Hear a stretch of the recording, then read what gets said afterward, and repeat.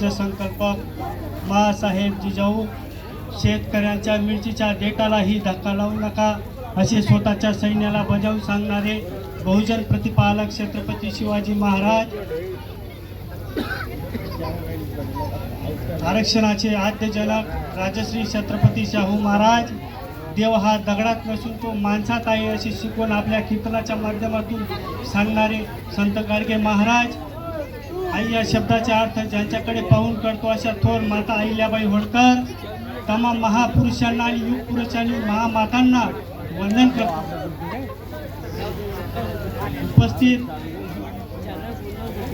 जितने गगन में तारे होय उतने दुश्मन होय, जितने गगन में तारे होय उतने दुश्मन होय, कृपा हो संत रविदास जी की तो बाल न बाका होय, कृपा हो संत रविदास जी की तो बाल न बाका होय।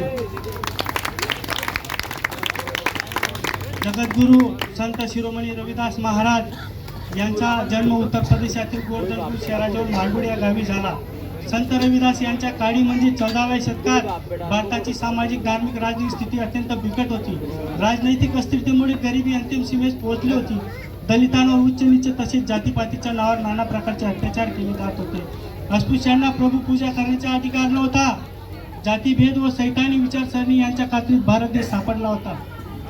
जातीवाद, रूढीवाद, अंधविश्वासू बोळ्या बाबड्या जनतेला कोणीतरी मार्गदर्शक होतो। संत रविदास यांचे जीवन चरित्र अनेक चमत्कारांनी भरलेला आहे, कारण चमत्काराशिवाय कोणी नमस्कार करीत नाही। आपल्या भक्ती मार्गातून मातृपितृ सेवा, स्त्री पुरुष समानता तसेच अंधश्रद्धेविरुद्ध समाज जागृती, खरी भक्ती व मानव जीवन कसे जगावे असे प्रबोधन करणारे महान कवी संत रविदास यांनी अंधश्रद्धा असलेल्या पंडितांना त्यांच्यासमोर जाऊन त्यांच्या प्रखरपणे विरोध केला। संत रविदास आपल्या कामावर भक्तीने विश्वास ठेवत असत। माझे मन जरी स्वच्छ असेल तर माझी चपला धुवायची जागा देखील गंगा आहे। तेव्हापासून ही मन प्रचलित झाली, मन चंगा तो कटुती में गंगा। माणसाचं मन जर स्वच्छ आणि निर्मळ असेल तर माणसाच्या अंतःकरणात भगवंत वास करतो, यात काही शंका नाही। त्यांचा असा विश्वास होता की मानवाने निर्माण केलेल्या जातीवादामुळे माणूस हा माणसापासून दुरावला जात आहे। जातीने माणसांमध्ये फूट पाडण्यास काय फायदा? जाती जाती में जाती है जो केतन के पास, जाति जाति में जाति है जो केतन के पास, रविदास मनुष्य न जुड़ सके जब तक जाती न जाग। संत रविदास यांच्या महानतेचा पुरावा आणि भक्तिभावनेच्या शक्तीचे त्यांच्या जीवनात बऱ्याच घटनांमध्ये आढळते। संत रविदास यांनी नेहमी जनकल्याणाचा मार्ग दाखवला।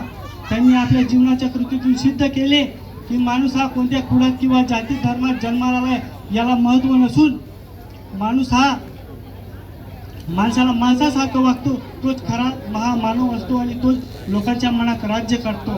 जय हिंद, जय महाराष्ट्र, जय रविदास, जय भीम, जय संविधान।